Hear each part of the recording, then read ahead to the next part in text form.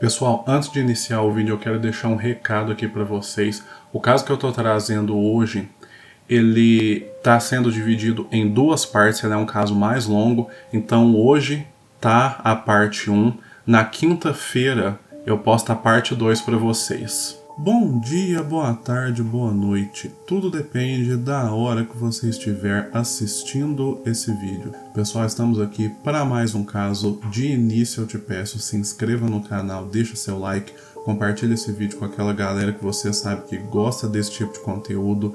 Instagram do canal vai estar aí na descrição para você seguir e ficar por dentro de todas as atualizações sobre os vídeos que eu posto aqui.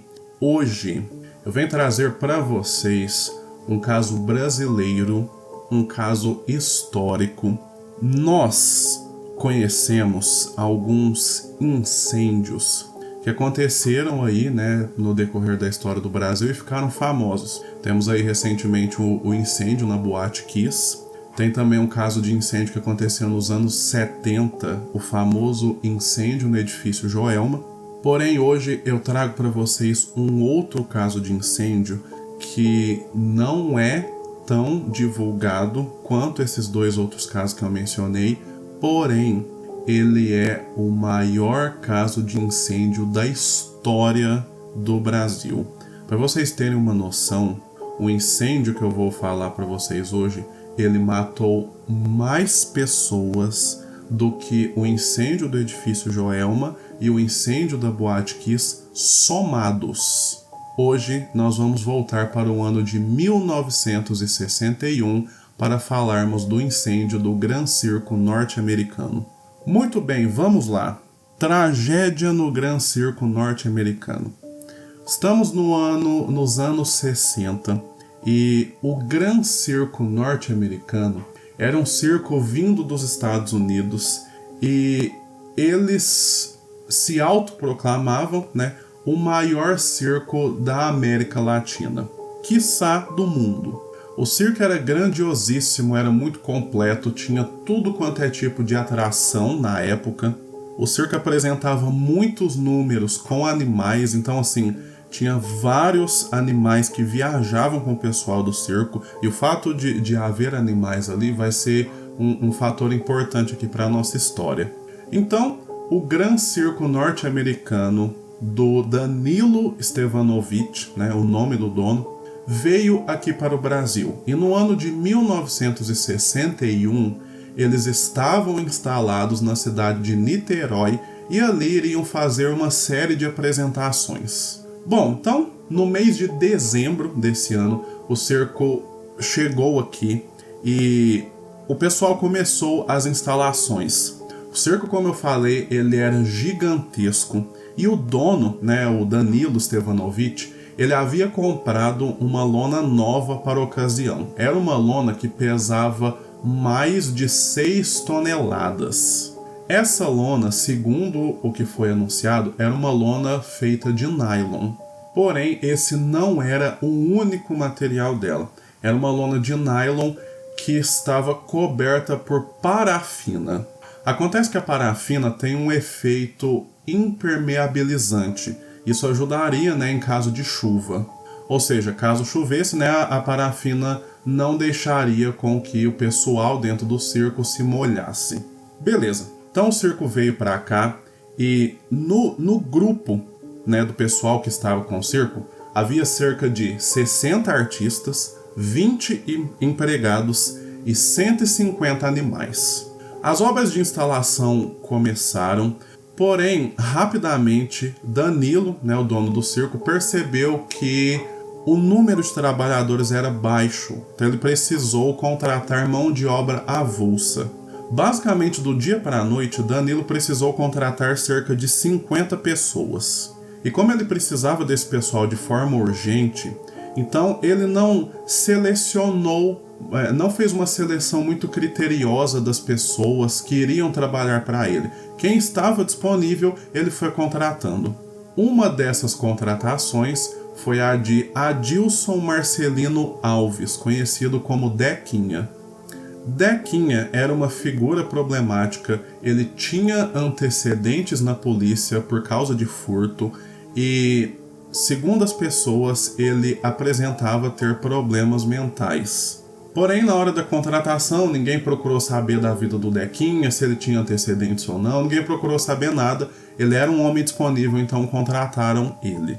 Acontece que Dequinha trabalhou apenas 2 dias no circo, porque nesses 2 dias ele já arrumou confusão, fez corpo mole, então ele já foi demitido rapidamente. Porém, Dequinha ficou inconformado com a demissão e ele passou então a ficar rondando as imediações do circo. No dia 15 de dezembro de 1961, a estreia do Gran Circo norte-americano estava marcada. Nesse dia, o circo estava lotado. Nessa época, ali em Niterói, não havia muitas atrações, né? Não havia muita coisa assim para o pessoal fazer. Então, o fato do Gran Circo estar lá, e ainda mais por ele ser o maior circo da América Latina, isso deixou as pessoas, assim, maravilhadas. Então, no dia da estreia, todo mundo queria ir ao circo. Então, os ingressos se esgotaram muito rápido. Tanto que, de forma imprevista, Danilo, o dono, teve que mandar suspender a venda de ingressos para a frustração de muita gente. Bom, como eu falei para vocês, o Dequinha, né, que foi demitido, ele ficou ali rondando, né, o circo. Nessa noite da estreia, ele tentou entrar sem pagar o ingresso, mas ele foi visto pelo domador de elefantes, o Edmilson Juvencio, e sua entrada foi impedida. O que Dequinha fez então? No outro dia, dia 16 de dezembro, um sábado, Dequinha novamente foi para as imediações do circo e ficou lá perambulando. Porém, dessa vez, ele resolveu arrumar uma confusãozinha. Ele começou a provocar um dos funcionários do circo, o Maciel Felizardo. Segundo Dequinha, o Maciel foi o responsável pela sua demissão. Então Dequinha foi ali para as imediações do circo, ficou ali provocando, discutindo com o Maciel, até que a troca de palavras dos dois se esquentou, a discussão se agravou e uma briga começou. O Maciel agrediu o Dequinha reagiu, porém, né, na briga, o Dequinha acabou apanhando, né? E aí então o Dequinha disse que aquilo não iria ficar daquela forma, ele jurou vingança. No dia seguinte, dia 17 de dezembro, um domingo, Dequinha se reuniu com 2 amigos, o José dos Santos, o Pardal, e Walter Rosa dos Santos, o Bigode. E os 3 iniciaram um plano um plano de vingança. E o plano decidido foi o seguinte: eles iriam colocar fogo no circo. Então eles decidiram por esse plano. O Pardal, um dos 3 ali, ele ficou responsável pela compra da gasolina. E depois de comprar o produto, Pardal resolveu conversar com Dequinha, dizendo que talvez tocar fogo no circo não seria a melhor ideia. Pardal teve um momento ali de uma retomada momentânea de consciência. E aí ele comprou gasolina, voltou, e aí ele resolveu conversar com o Dequinha e falar: olha, vamos repensar isso aí, talvez não seja a melhor coisa a fazer. Eu sei que você foi demitido, sei que você brigou ali, sei que você teve problemas, mas colocar fogo no circo, colocar as pessoas em risco, o público ali não tem nada a ver com isso. Vamos lá, você me fala quem que é a pessoa que brigou com você, a gente chama ele, a gente resolve com ele, a gente briga com ele, sei lá, mas vamos resolver só com os funcionários do circo que deram problema. Não vamos colocar a vida das pessoas em risco. Porém, Dequinha não quis saber, ele estava irredutível, ele pegou a gasolina e foi até o circo. Ele dizia que o dono, né, o Danilo Stevanovic, tinha assumido uma grande dívida com ele e havia chegado a hora de pagar essa dívida. Bom, nesse dia 17 de dezembro, domingo, durante a tarde, o circo estava fazendo mais uma apresentação. Como eu falei então, Dequinha foi até o circo com a gasolina e O plano era uma coisa simples e rápida. Ele iria colocar fogo na lona do circo. Era então por volta das 3h45 da tarde. O circo tinha cerca de 3.000 pessoas e estava faltando mais ou menos 20 minutos para o espetáculo acabar, quando a trapezista Nena, era por volta das 3h45 da tarde. O circo estava com mais ou menos 3.000 pessoas na plateia. Faltava 20 minutos para o espetáculo acabar, quando Antonieta Stevanovic, a irmã do Danilo, né, o dono, ela era trapezista, ela era conhecida como a trapezista Nena. Ela estava fazendo seu número quando ela olha para o lado e nota um incêndio que estava começando. Dequinha ali do lado de fora tinha espalhado a gasolina em uma parte da lona, tocou fogo e de maneira muito rápida o fogo se espalhou. Lembra que no início aqui da história eu falei para vocês que o dono do circo havia comprado uma lona e ele anunciou que a lona era de nylon e tal? Acontece que, na verdade, a lona ela era feita de algodão. O revestimento era de parafina. Eu falei para vocês no início que a lona era de nylon com revestimento de parafina, mas na verdade o material da lona era algodão com um revestimento de parafina, né, que era para impermeabilizar o tecido. Parafina, algodão, como vocês devem saber, são materiais altamente inflamáveis. Sendo assim, depois que Dequinha derramou gasolina e iniciou o fogo, de maneira muito intensa e rápida, o fogo tomou conta do circo. Em pouco mais de 5 minutos, o local foi completamente consumido pelas chamas. Eu falei para vocês que essa trapezista, ela viu, né, o incêndio começando, e aí ela já se desesperou.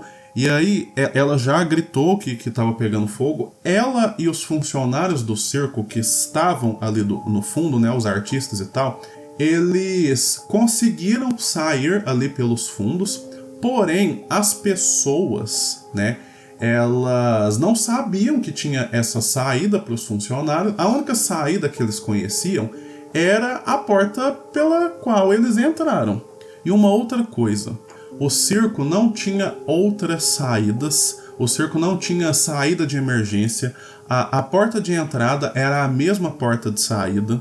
Então, assim, 3.000 pessoas na plateia, uma só porta para sair, não dava para todo mundo sair, e como o fogo se alastrou muito rápido, as pessoas estavam totalmente desesperadas, elas se aglomeraram, e aí começou pisotear, um pisoteando o outro, as pessoas caindo.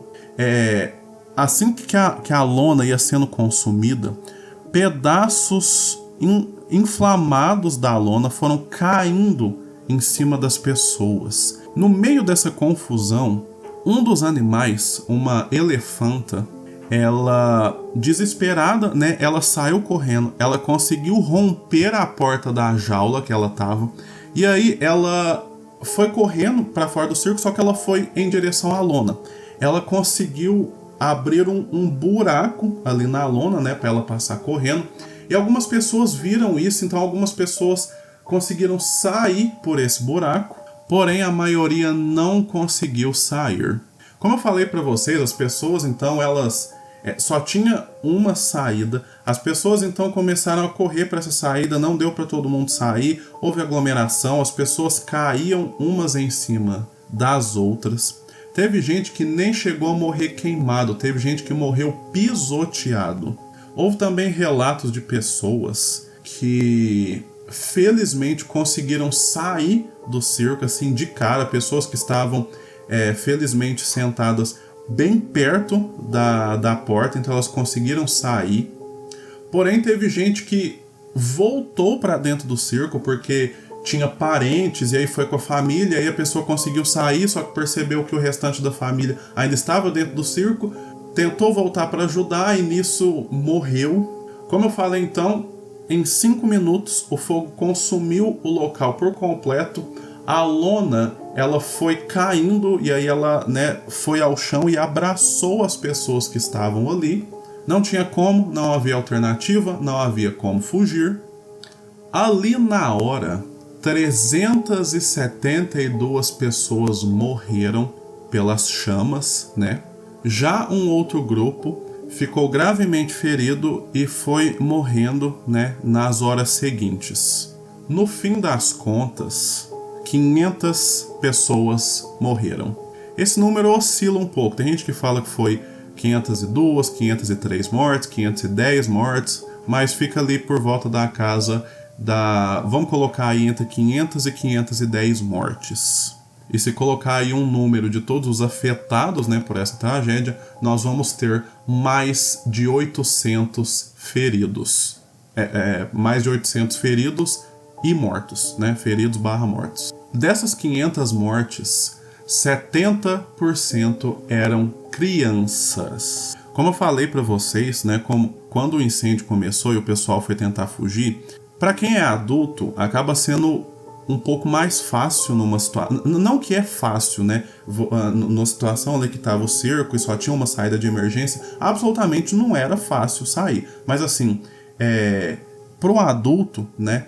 É menos, vamos usar a expressão, é menos difícil sair do local, arrumar um jeito de sair do local, do que para crianças. Então, assim, se teve vários e vários adultos que morreram, seja pelas chamas, ou seja, pisoteados porque não conseguiram sair. Imagina então para as crianças que ficaram, em primeiro lugar, ficaram desesperadas, sem saber o que estava acontecendo, sem saber para onde ir, sem saber se tinham que correr, se tinham que ficar parada. E aí o povo começou a ser pisoteado. Então as crianças começaram a ser pisoteadas, elas facilmente estavam morrendo ali com a situação, e aí veio o fogo também. Então, assim, os que fugiram, a maior parte dos que conseguiram sair do circo foram adultos. As crianças que estavam ali morreram quase todas.